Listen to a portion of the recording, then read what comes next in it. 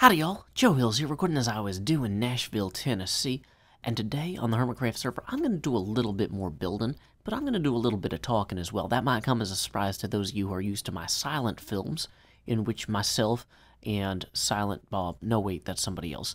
Well, anyway, here I am. I've been working on these walls for the kind of entrance gateway here. This will be the actual gateway through which people will enter the courtyard, and I've realized I think I'm going to do the panes on the front and back to match the concrete sand, what do you call that? Concrete powder panes. That's a hard thing to say. Concrete powder panes. Those are going to match the concrete powder panes we're going to have in these other areas here. But for the sides of the walls, I'm going to go with the stone brick just because they're going to be kind of intersected by other pieces of structure, and you wouldn't be able to see the pattern anyway, and it would look kind of weird. Along those same lines, I've also added a concrete, or dang it, stone brick wall here. And also, did I add one on this side? Just to kind of get a sense of what it would look like. Yeah, I believe I did, yes. So, we're still having our concrete powder on the outward-facing corners, but the inward-facing corners will be more stone brick. I'm going to come back in here and add some cracked stone brick at some point, just to make it feel less monotonous. Because look, that's a little much right there. There's a lot of room for improvement on this. But structurally speaking, I want to figure out broad strokes before we get into details. Now, I also have a few other things to talk about, in addition to the things that I'm talking about while I talk about what I'm working on. And that includes the fact that I've got to head to NASA tomorrow. Well, not NASA itself. I'm actually heading to the Newseum, which is a museum about news and journalism throughout history in Washington, D.C., which is in the United States. For those of you who are not from here, we are a country of laws, and, no, I'm just kidding, America. It's pretty great. I'm going to go to our capital city. One of the great things about living in America is that normally you don't have to go to the capital city. Like, other people do that for you. You elect people who represent your interests, and they go to Washington, D.C. So it's very rare that, as a private citizen, I have to go to Washington, D.C. But NASA invited myself and some other social media influencers to Washington, D.C. for an event about the August 21st eclipse, and this is a good way to get pumped about it. I'm super excited, and excited to be a part of this. If you guys have any questions, some of you already posted them on my previous video or sent them to me via Twitter, but I am definitely open to any other questions you may have or want to ask. So go ahead and send those to me. That also means my Hermitcraft scheduled updates are going to be a little bit fewer and further between over the course of the next week, because I'm going to be driving basically all day on Tuesday. Yeah, and then I'm going to be driving all day on Thursday to come back. And so it's going to be a busy week with a lot of driving. I've got about 8 or 9 hours of driving Tuesday, 6 hours or so of driving on Wednesday, because I'm going to be staying well outside of Washington, D.C., because it's very expensive to get hotel rooms at the last minute, and I've got some friends who live a few hours away who are willing to put me up. But it'll be a good drive every day. So I'm hoping to make some videos about my stay there that will go live after the event, because I can't really edit while I'm driving, but I'll also be like live tweeting some of the pieces too. So if you don't follow me on Twitter already, you can go ahead and do that at twitter.com/JoeHills. And I hope you enjoy my pictures and thoughts and knowledge from heliophysicists, national parks advisors who are working on eclipse events, and other folks who will be in DC for this. Should be a great time. I'm, once again, super excited. So, let's see, that was a little bit of housekeeping. What else do we need to do? What else is going on this month? It was just Father's Day, which was super exciting, because you might not know this, I'm a father. But it was a really good Father's Day. My wife actually surprised me by picking me up a bookcase for my office, which is great, because I need like 3 of them for acoustic reasons. So I got one down.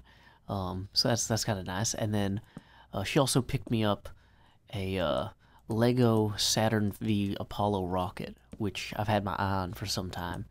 A little bit hard to justify buying for myself, so it was a nice surprise that she picked that up for me. I was thinking that she might get that for me for my birthday, because she knew I wanted it. I wasn't expecting it and a bookshelf, so Very, very generous of my wife. So that's great, because I'm hoping to actually start working on the rocket with my daughter after we get back, or after I get back from DC. She's not coming on the trip, because that's a lot of driving for a small child who doesn't even have a driver's license or a learner's permit. So she would not be very helpful in terms of, like, contributing to the drive schedule. She wouldn't exactly be pulling her weight. So, let's see. That's always nice. So yeah, I'm excited to... Hopefully I'll get some pictures of that up on the Twitter, too, once I can actually build it. I put a picture of the box up, but, like, you could find a picture of the box on, like, anyone's website, like Amazon or Lego. But anyway, hoping to get some pictures of us building it together. That'll be fun. So where was I? I was building this cliff around here. So let's see. In gaming news, let's see. Oh, I was helping my wife work on her first D&D character. She's played some stuff that we've done before for Pitfalls and Penguins, but we're kind of rolling up a 5e character for her because I'm going to do a test run of Death House, probably not in Minecraft, but like a test game with my wife and her sister's boyfriend at some point. And so my wife rolled up a Moon Elf Monk, which Moon Elves have the same stats as High Elves, but they have kind of a less pretentious backstory. And now monks don't necessarily need the intelligence boost that Moon Elves and High Elves get, but quick thought about Dungeons & Dragons, you don't have to play everything mathematically optimally. Like in a lot of online games, like EverQuest, for example, if you're not like absolutely doing the mathematically optimal thing at all times, you are like really hurting your team. Whereas in D&D, you can just be like, oh hey, I have an idea for something that I think will be fun, and then everybody else will go, yeah, let's have fun with that. Not, oh no, you're like gonna be 0.2% less effective when delivering flurries of blows into the hearts of your enemies, let alone their skulls. It's like, no, you can have fun with it. You want to be a Moon Elf Monk, you can. So, and another thing she wants to do is, because she is an elf, she wanted to take advantage of her proficiency with the bow, and so she would have the bow as a fallback weapon when she's not within, like, punching range. Because monks are great when they're within punching range, and they get a bunch of bonuses for their monk equipment and monk weapons and whatever. But sometimes you just, like, need to reach out and touch someone from a little further away. And that is definitely an option with the elven proficiency with the bow. So let's go ahead and actually kind of tie this back a little bit here. I don't know why, I don't want this cliff to be completely straight, so even though I'm not following the terrain as well, I'm giving myself extra work. I think this is going to look better. Did somebody just go to sleep? Oh, thank you, Zombie Cleo. Cleo's the best. Okay, so one thing I did a few episodes ago was I went and got myself a new shovel, and I haven't really gotten to use it yet.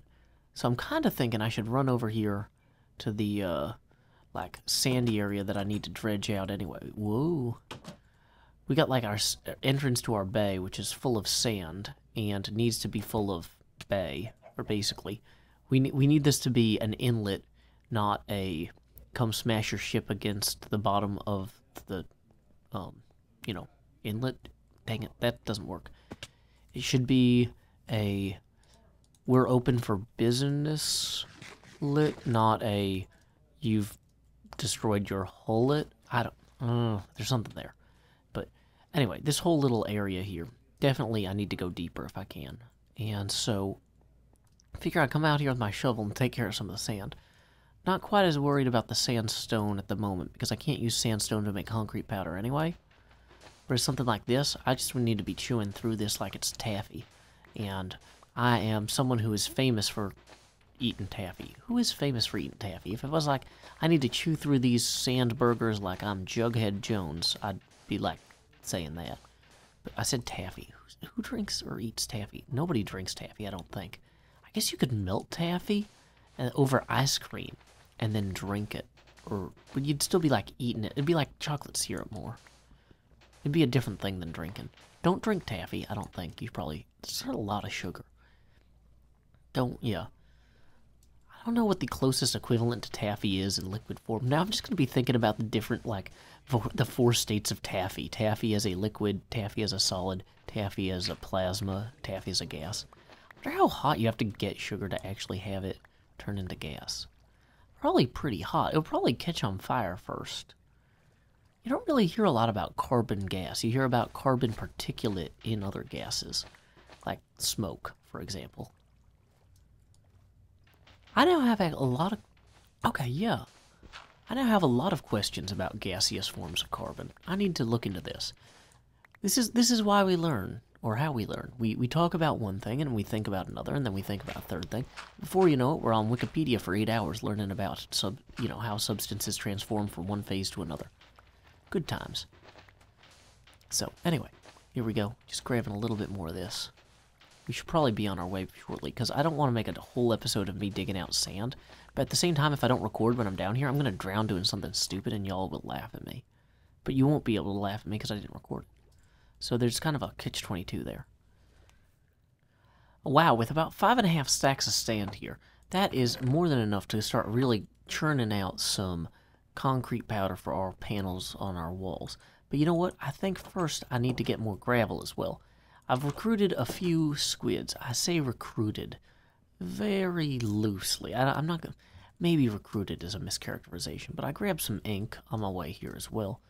Where is that gravel plains, or gravel hill? There it is, over here. Now that I've got a shovel that doesn't have fortune on it... Whoa. Won't be getting a million flint either. I mean, I'm still getting some flint, but... Wow, this is so fast. I think the other shovel was just Fortune 2, whereas this one's just Efficiency 4. And given the choice, this is the better shovel, clearly. Look at that. It's like I'm revolutionizing shoveling. Let's quickly grab this coal, too, because we can always use a little more coal. Wow, this is stiller. Star stuff. We're gonna have enough gravel here to fill our inventory imminently. This is amazing. I didn't pick this area because it was so close to such a plentiful source of gravel. I had no idea, actually, until I wandered over here one day, but, I mean, this is right in my front yard, practically. This is great. Or backyard. I don't know. Might as well grab some gravel on here, regardless of yardage. Wow. So it might not look like much, but we've actually got a ton of gravel now that we didn't have before. And that's going to make a big difference as we start working on these panels. Since I'm going to have about 3 days where I can't be recording Minecraft, since I'll be on my way to and from DC or in DC, hopefully in some of my downtime I can sketch out some ideas I have about how to actually make these grid panels. Definitely post your suggestions on the comments here, because I won't have time to start working on this until Friday. So, any suggestions you guys have about what you'd like to see in these panels, I would definitely appreciate. And once again, any questions you have about NASA or the sun, sorry this episode's a little bit short, but I've got to run. I got to go prep for my trip. I'm so excited. Thank you guys so much for watching. I get opportunities like this because you guys are great viewers, and I'm excited. I'm going to learn so much about the eclipse, and I can't wait to share it with you. So, anyway, until next time, y'all, this is Joe Hills from Nashville, Tennessee. Keep adventuring.